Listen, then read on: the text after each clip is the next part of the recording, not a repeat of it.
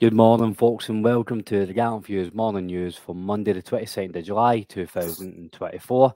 My name's Colin, and I hope you've all had a cracking weekend. Delighted to be joined today. It's a three-man pod. Returning again, it's David. How are you? Not bad, my man. How's it going? All right, mate. Aye, as we were just saying after Rangers aside, it was a decent enough weekend. Just maybe late Saturday afternoon, a wee bit of a blip, but apart from that, it was sound. And making a return to the Gallant Few, you've only scunnered for the first pod. I'm glad to see you back, Jack. No, that was easy enough, mate. It wasn't daunting at all. Thanks very much. No, good to have you back on, mate. Good to have you back on and sporting the colours today as well. Love to see it. I've not went to sleep yet. Oft. Right, well, I'll get the pleasantries out the way. We'll get right into this then. So, a couple of stories there the weekend. The first one we're going to come here is the one last night where Connor Goldson apparently linked to Aris Limassol. So I'll caveat this, listeners. This is a Twitter-generated rumour.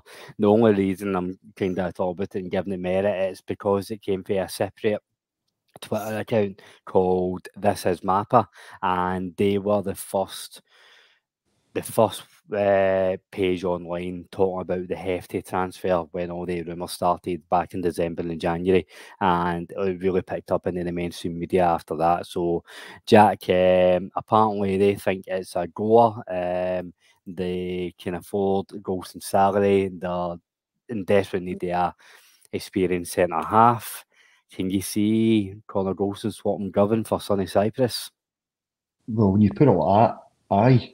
But if he can match his salary, it really isn't a bad place to go, is it? The way things are going here and now. From a Rangers point of view, but if we don't have Eddie lined up to replace him, because he has a big presence, whether people like it or no, that's a big presence in the dressing room. It's a big presence on the park when he's fit. I don't think it's Goldson's fault we ran him into the ground towards the end of last season. So without a replacement, especially with the games coming up, I'd be reluctant to do this. But if they're going to take his wages on, which for the next 2 years are quite a lot, we need to look at that side of it as well. I don't think it's just as simple as I buy Connor and then move on, because the first 70 minutes, whatever it is, when he wasn't on the park, I actually thought we looked worse at the back, but when him and Bargain came on Saturday, I thought we looked more solid in the game. Would you still rate Connor Goldson as our strongest centre half, Jack? If he was to get back fit like he was, I'd probably say he would. But I think that says more about the other defenders as well. Aye. Because we need to buy a couple, in my opinion, still.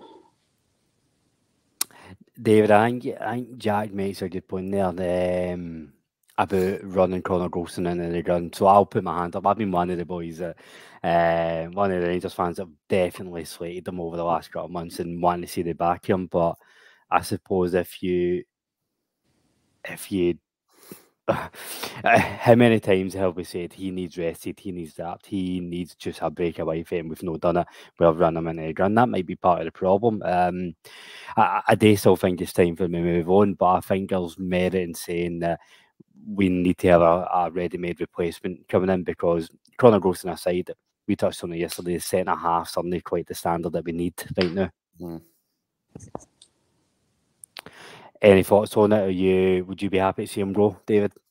Yeah, I think now is probably the time to kind of repeat what I said yesterday. Any offer we get for him in this window is it's going to be the biggest we'll get, ever again. The problem is that we need to have one or two coming in who are going to be able to replace him, not like prospects or not promising players, or no guys that will start in the B team, or no guys that need, X amount of time to get bedded in and used to it. We need guys that can basically replace him right away. And as Jack says, I mean, I personally think he's regressing, but he's probably the best we've got, if not up there with one of the best. But I think it says more about the rest of his colleagues in defence than it does about his super abilities. I think it's basically just time for him to go. Squads and players and teams go in cycles, and he's outlived, numerous cycles, and it's just the natural order of things that it's maybe his time. It would go with my best wishes, you know what I mean? I'm not going to go, thank God for that, man. He's offski about time as well. But I just personally think it is time that we accepted a bid, got him off the wage bill, and looked to bring in somebody younger, fitter, with, a good few years ahead of them, rather than a player who, when you think of, his abilities, you're maybe looking a few seasons in the past. So I'd be all for it. I think it's a decent standard of life over there. He's not going to the arse end of Turkey or something, you know what I mean? He's going to a decent country with a decent lifestyle. And I think he'll probably be up for it himself. What I would say about that Twitter account, I'm pretty sure there was a picture of him boarding a plane to Cyprus. I don't know if you've seen that, but on one of the Twitter accounts, it was just for the back, so it looked like him. It might just be somebody that kind of resembles him, what the internet's like. But it seems to be a goer, and if it is, then I'm all for it. Obviously, the wages are massive, right? That'll give Rangers a lot of freedom to go and do something in the transfer market. But Jack, 2 years left in his contract. Do you think Rangers will look for much of a fee here, or is it a case of offboarding the wages? No, I think the only way you're looking at a fee here is to justify or try to tell him, he's worth something to us, more for a business side of it. We probably could lowball us here and get him for 350 grand if it came to it. But you wouldn't want to say that right away to put other people off going, why are they selling him so cheap? I think if somebody was to take away wages, unfortunately, as you've both said, it is a goer. But we do need to get a replacement right away, because nobody in that squad now fills me with confidence. I'd probably say Balogun would, but he can't play every week at his age. And it's got to be a ready-made guy that comes in, no a project. I'm a fan of Lewis Mail, but I don't know if he's ready for that step. I'd say maybe Scott McKenna type would be the easy one to bring in right away. See, I keep on jumping back and forth with Scott McKenna. When I first heard about it, I was like, no, I think we need somebody better. But then you look at the style of player that he is. He's a very do the basic, no nonsense type defender, and he's quite physical, quite athletic, and all the things that we don't need right now. So I don't know if it's me warming up to him or me just getting desperate. I don't know. I mean, he's available on a free as well, isn't he? Scott McKenna, am I right? Yeah. Aye, that's right, aye. I don't know, Davey. Scott McKenna, is he one for you? Usually I would say no, but under the circumstances, my standards are dropping dramatically. So right now I'd take bloody Paul McKenna, and you could make the rest of them believe they're bloody Franco Baresi. But I think he would. I hate this phrase because it's a phrase that's it's a philosophy that saw us lose more league titles than we've won in recent years. But I think he could do a job, as people say. And as I say, I don't like using that phrase. But is he going to guide us into a semi-respectable Champions League campaign or whatever? Then probably not. But for the league, I mean, he'd probably skate the league up here, but anything bigger than that, it's maybe a big ask. There was somebody else mentioned with Scott McKenna, another defender, and for the life of me, it's ridiculous. I was just reading it last night, but for the life of me, I can't remember who. But we do seem to be looking actively for defenders, so it would suggest that there is movement this week. Goldson is there's probably legitimacy in that, and we're stepping it up a bit in terms of recruitment. In terms of who it is, I'll obviously wait until they've signed the contract. But speaking specifically of McKenna, wouldn't be dead against it or anything, but I reckon he would be. I imagine that he'd be more of a league player than making a difference in Europe or whatever. Yeah, well, Alex Ray kind of touched on it on the post-match press conference on Saturday, saying that they want to strengthen a couple of areas. They know the areas they need to strengthen, but we need to see what positions that players leave in first and go for there. So he wasn't giving too much away. The next one will come to me. Jack, we'll get your thoughts on it first. Borna Barisic, you remember him. He's been speaking to the Croatian press, not the Croatian press, sorry, the Turkish press, about the Rangers over the last few years, basically, and since Gerrard left. So I'll run through kind of what he said. He said, should we have won more trophies? I thought about that a lot in the last year. Maybe yes, but it's hard to say because it's not always about the players. A lot of things have to be well done at a club to win a league. It starts from the top all the way down to the bottom, and that hasn't always been the case in the last few years. When Stephen left, I don't think all the pieces of the jigsaw were there. A lot had changed. Would we have won more titles if he stayed? I can't say for sure, but in the period since he left, the balance hasn't been right in terms of the things that you need to win the league. Parts of it weren't good. It's important that things are right on the pitch and off the pitch. And every year after Stephen, there was something missing. So I'll get your thoughts on it, Jack. I'm kind of torn here where I think Borna Barisic is absolutely spot on with some of the stuff he's saying about off the field. Having said that, he's not done anywhere near well enough the last couple of years to justify making those comments. Aye, although everything he said is mostly what we would say, I don't know if he's a player who thrives when he's in a settled environment, because under Gerrard for 18 months he was fantastic. The first year was a wee bit unsettling, but it was a kind of new squad, it was a transitional season.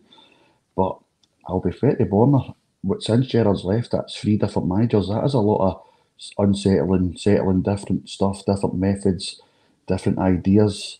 When Borna went out the team, really, when Bassi came in, that was probably the time to move Borna on. He ends up back in the team. We don't sell. Obviously, Bassi leaves, so you can't get rid of Borna.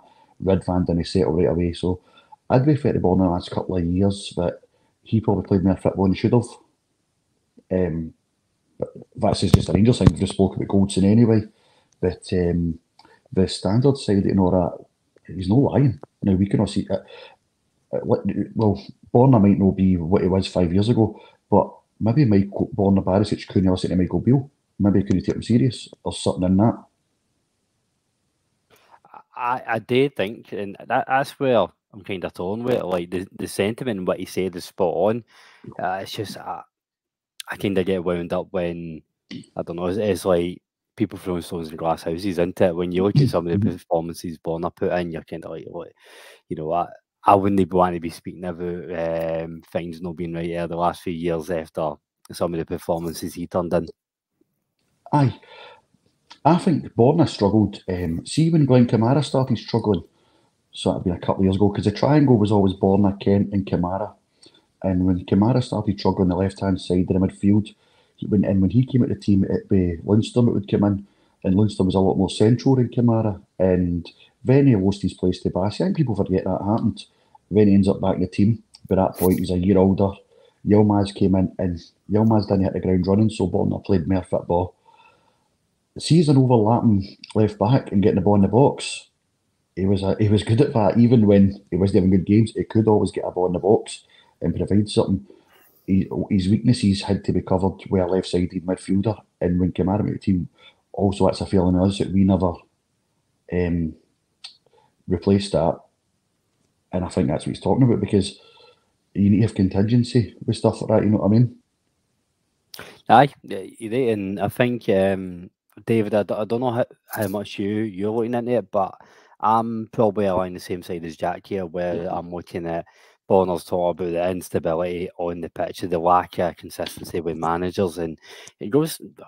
How many times we've said in this pod, you can't just go through every November you bring a new manager in, you can't build anything like that. So I think, David, you any take on it? Pretty much echoing what you two have just said. The words and the opinions of, I mean, they're not wrong, they're actually bang on, but they're coming from a player who either gave up several seasons ago or just forgot how to play football. It's that's the only thing that I'm thinking, well, I'm not going to, that's the only part of me that's being made to think, oh, I'm not going to pay much attention just simply because of who it's coming from. But when you read it, if I didn't know who the quotes were from and I was reading it, I'd think, God, man, that's basically speaking my language. As Jack said as well, we've had, what, 3 managers and they've not been given a lot of time. I think Clement will be different. I think we've hopefully learned our lesson, you know, in terms of getting on managers' backs after, you know, so long. Although Michael Beale deserved it, let's be honest. But I think in terms of, I don't have any complaints with what he's saying, but it's just, it's almost humorous coming from a man who, in a game at Parkhead, fell to his knees and just stopped trying, as I said, about 3 seconds before the Celtic player put it in the net, you know what I mean? So it's a time and a place for Borna, I think, and whether that was the time or no, I don't know, but I guess he was asked the question and he was just honest about it. That's the thing. I think it's so easy to forget that. A football player doesn't phone up the press and say, listen, I've got a story for you. Run this tomorrow. They're rolled out. Most of them hate doing the press. They're rolled out in front of a news outlet and say, right, oh, you need to go and speak. The club have a contact here and not ask questions and he's going to answer the best he can.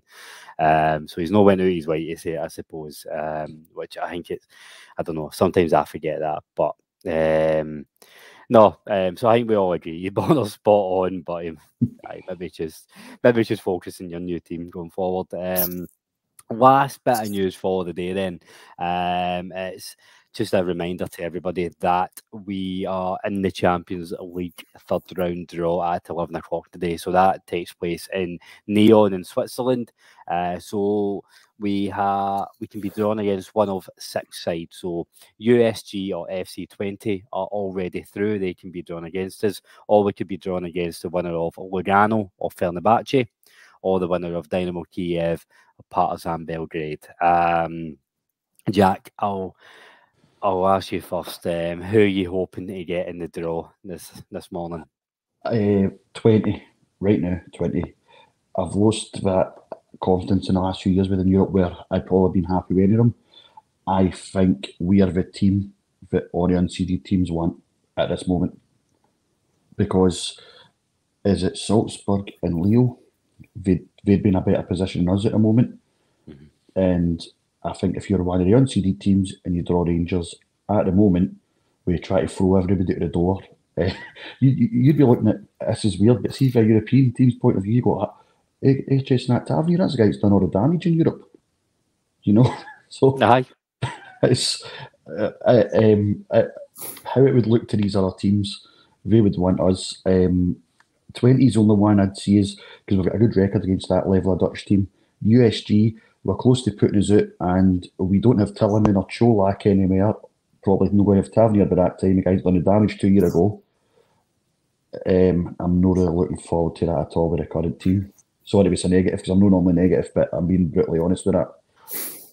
I think this is a tough ask with any of the teams, and don't get me wrong, like, so we're 2-3 weeks away, and we've said at the start of pre-season on the pod that we get too high and too low as fans in pre-season, and we need to remember that. While we're feeling low now, it's only training games we've been playing, so I don't think we throw the baby out with the bathwater yet. But I'm the same as you. I think we are no the force in the draw that we used to be. Teams would have been actively want to avoid us. No, they're probably looking at, nah, they'd fancy it. Davey, anybody in there you'd particularly fancy getting drawn against? I would take USG or 20, maybe Partizan, but going to their ground is a daunting task for probably a good number of our players, especially if we've got young guys. So I don't know. My opinion will probably change, like when in the run up to the game, when we get a sense of who will be playing and how we'll be playing, etc. But at the moment, I think USG or 20 would be my most favourable options. However, I do concede, as you've just said, teams probably don't fear coming to us anymore, or playing us at any point. They probably have sat up and they'll probably sit up and take notice of the fact that we're probably, by the time we'll have sold one of our best defenders, we'll have sold our captain, who was very much the driving force in a lot of the European wins, and they'll probably just fancy us in general to make that next step. So obviously we need to prove them wrong and we need to get tore in, but I think most people would forgive me for being a bit nonchalant about it right now. Listen, we've always got the European nights under the lights at Ibrox. That's no. We don't have that. Anyway, let's move on. But no, I think that will do it for today, folks. Again, no too much that's happened other than the Man U game, and we done that to death yesterday. But for listeners, we'll be back with you every day this week at 9 AM. Hopefully, we can give you some solid updates on the likes of Connor Goldson and the James Tavernier stories too. And of course, we'll give you a reaction tomorrow morning to who we do end up getting in the Champions League draw. So hope everybody has a cracking Monday. All I have to do is thank my two guests. Jack, thanks very much for staying up, fighting the post night shift kip to come on and talk to us. That's all right. I'm going for my bed in 10 minutes. That'll do me. Thanks very much, Colin. Good to meet you, David. You as well, buddy. Have a good day. Well, have a good sleep. And David, thanks very much for coming on again, mate. Not a problem, sir. Anytime. David, and to the listeners again, if you find us a wee like, subscribe, follow wherever you're getting your podcast today. It really does help the pod massively. So hope you have a cracking Monday, and we'll speak to you again soon.